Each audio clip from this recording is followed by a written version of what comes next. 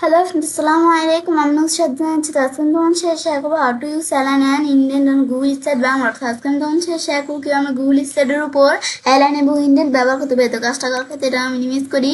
Minimise করার পর আমরা যে কাজটা করব সেই ক্ষেত্রে আমাদের Google Slide সাইন ইন করা থাকতে হবে। তো আমাদের এখান থেকে আমরা তারপর আমি যদি এখানে স্লাইড ক্লিক করি তো আমাদের এখান থেকে আমার কিন্তু এখানে আমরা চলে আসলো বিষয়টা। তো এখন আমাদের এখানে আসার পর আমি চাইলে রিসেন্ট প্রেজেন্টেশন টেমপ্লেট বা ব্ল্যাঙ্ক প্রেজেন্টেশন নিয়েও কাজটা করতে পারি। আমি ধর উপর দিকে আসলে আমি উপর দিকে আসি, আমি ধর এখানে একটা ব্ল্যাঙ্ক প্রেজেন্টেশন নিলাম, তারপর আমি ধরো এই বিষয়গুলো আমি ধরো ক্লোজ করি, এই বিষয়গুলো আমি ধরো সব ডিলিট করে দিলাম। ডিলিট করার পর আমি ধরো এখানে আসার পর ধরো একটা টেক্সট বক্স নিব। তো আমি ধরো এখান থেকে শুরু করে এই পর্যন্ত আমি ধরো এত বড় একটা টেক্সট বক্স নিলাম। ব্যাস নেওয়ার পর তারপর আমি ধরো এটা একটু এই জায়গায় নিয়ে আসি। ব্যাস তারপর আমি ধরো এটা টান দিয়ে এখানে নিয়ে আসলাম। ব্যাস এখন টেক্সট বক্সটা আসার পরে এখন টেক্সট বক্সটার মধ্যে ধরো আমি এখানে একটা লেখা লিখবো। তাহলে এখানে আমি কি লিখবো, আমি ধরো এখানে লিখলাম কি আমাদের নুসরাত জাহান ইচ্ছে। ব্যাস আমি ধরো লিখলাম MST জাহান ইচ্ছে। তারপর আমি এখান থেকে লিখবো, তারপর আমি ধরো এখানে কমা দিলাম। তারপর আমি এখান থেকে লিখবো কি ঢাকা, আমি ধরো এখান থেকে লিখলাম বাংলাদেশ। তারপর আমি এখানে কমা দিয়ে লিখলাম কি আমাদের ঢাকা। তারপর আমি কমা দিয়ে লিখলাম আমাদের মিরপুর। ব্যাস এবার আমি ধর এটুকু একটা লেখা লিখলাম। তারপর টেক্সট বক্সটা আমি ধর বেশি বড় হয়ে গেছে, আমি একটু ছোট করা যাক। ব্যাস এখান থেকে তারপরে এই লেখাটা ধরো আমরা সিলেক্ট করবো। করার পর আমি এটা কপি করলাম। কপি করার পরে এই লেখাটা ধরো আমি এখান থেকে এন্টার প্রেস করে নিচ দিকে এনে পেস্ট করলাম। এবার আমি ধরো কয়েকটা পেস্ট করে এই লেখাগুলোকে মানে আমাদের বিষয়টা এখান থেকে কাজের সুবিধার্থে আমাদের বিষয়টা সাজাতে হবে। ব্যাস পেস্ট করলাম, আবার পেস্ট করলাম, পেস্ট পেস্ট পেস্ট। বা আমি ধরো এখানে বেশি পেস্ট করে ফেলছি, আমি ধরো এখানে একটা লাইন আমরা ধরো ডিলিট করলাম। ব্যাস ডিলিট করার পরে এখন আমি যে কাজটা করব, তো এখন আমাদের প্রথমে আমাদের এই লেখাটা সিলেক্ট করতে হবে। সিলেক্ট করার পর আমি এখান থেকে ফরম্যাট ট্যাবে আসবো। তারপর আমরা বলছি অ্যালাইন এন্ড ইন্ডেন্টের বিষয়ে দেখবো। তো এখানে আসলে তা আমাদের লেফট এটা কিন্তু দেওয়া থাকে। তা আমি যদি এখান থেকে বিষয়টা করার যায় আমি যদি সেন্টার দিই তো লেখাটা কিন্তু মাঝখানে চলে আসছে সেন্টার দিকে। আর এখানে আসার পর আমি যদি এখান থেকে আমরা রাইট দিই তো ডান দিকে, আবার আমি এখানে আসার পর আমরা লেফট দেই বাম দিকে। সেম বিষয়টা এখানে আসলে আমি দিই আমার সেন্টার দিই মাঝখানে, রাইট দেই ডান দিকে, লেফট দেই বাম দিকে। ব্যাস সেম বিষয়টা আমি শর্টকাট কির মাধ্যমে করতে চাই। লেখাটা সিলেক্ট করে আমি কন্ট্রোল শিফট এল মানে আমাদের এখানে কিন্তু আমাদের এখানে লেফট দেওয়া আছে, কন্ট্রোল শিফট আর দিলে ডান দিকে, কন্ট্রোল শিফট ই দিলে আমাদের মাঝখানে, কন্ট্রোল শিফট এল দিলে বাম দিকে। এটা হচ্ছে আমাদের এই বিষয়টা। তারপর আমরা এখান থেকে আমরা আমাদের এই বিষয়টা দেখার পরে তারপর আমি যদি ফরম্যাটে আসি, এরপর দেওয়া আছে জাস্টিফাই বিষয়টা কি কাজ করে এটা দেখার জন্য আমি ধরো এখানে আমরা কিছু লেখা লিখি এক্সট্রা, ধরো আমাদের জাস্ট তোমাদের আমি যে কাজটা দেখাবো সেই জন্য। তো এখন আমি ধরো এখান থেকে ধরো আমরা লিখতে থাকি।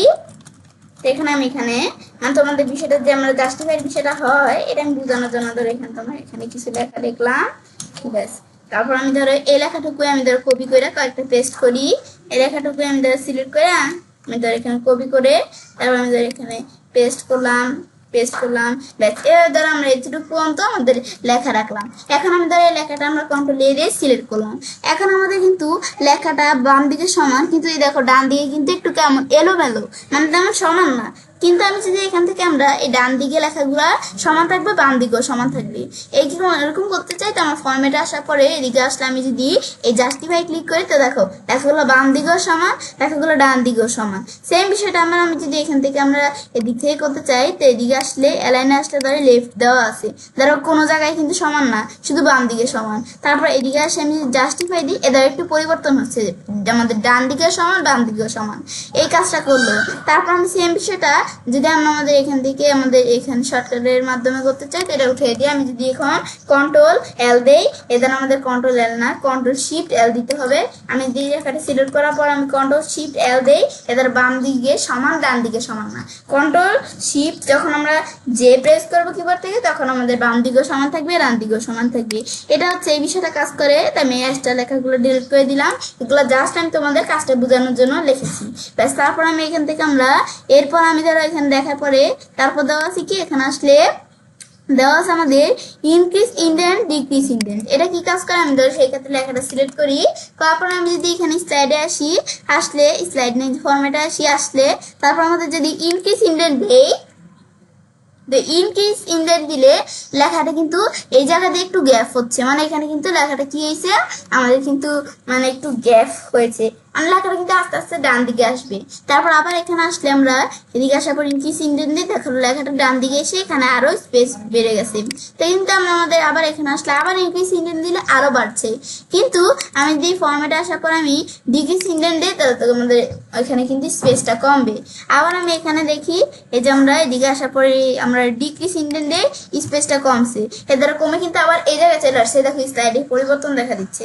তারপর আবার আমি যদি স্লাইডে আসার পরে স্লাইডটা আবার যেমন আমাদের ফরম্যাটে আবার আমরা আমাদের ফরম্যাটে আসলাম, তো এখানে আসলে আবার আমি ডিক্রিজ ইনলেট দিই, তা আবার ধর আগের মতো কিন্তু সমান হয়ে গেছে।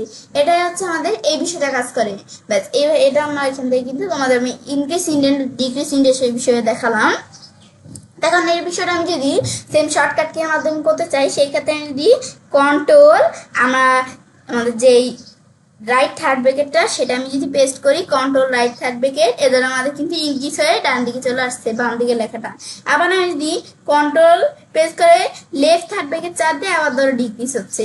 ব্যাস এটা কিন্তু আমাদের এখানে করতে পারি। এই বিষয়টা কিন্তু আমাদের এখানে ফরম্যাটে এখানে আসলে এদিকে কিন্তু দেওয়া আছে বিষয়টা।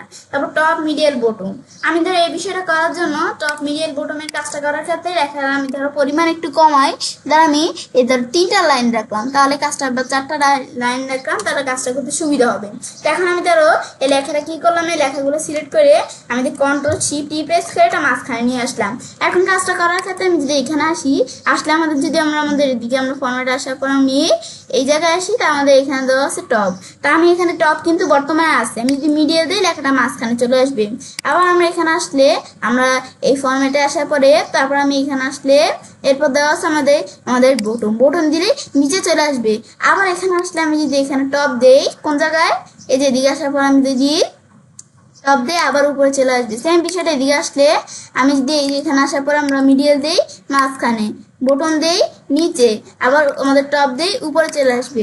এবার তোমরা চাইলে বিষয়গুলো লিখতে পারো। ব্যাস এটা আমি দেওয়ার পরে ব্যাস বিষয়টা কিন্তু এদের চলে আসলো। এটা হচ্ছে এই বিষয়টা কাজ করে, বিষয়টা দেখার পরে এবার আমি চাইলে কাজটা করতে পারি। এবার আমরা খুব সহজে গুগল স্লাইডের উপর অ্যালাইন এবং ইনডেন্ট ব্যবহার করতে পারি। ফ্রেন্ডস, আমার আজকের এই ভিডিও তোমাদের ভালো লাগে থাকে তোমার চ্যানেলটি সাবস্ক্রাইব, লাইক এবং সবার সাথে শেয়ার করবে।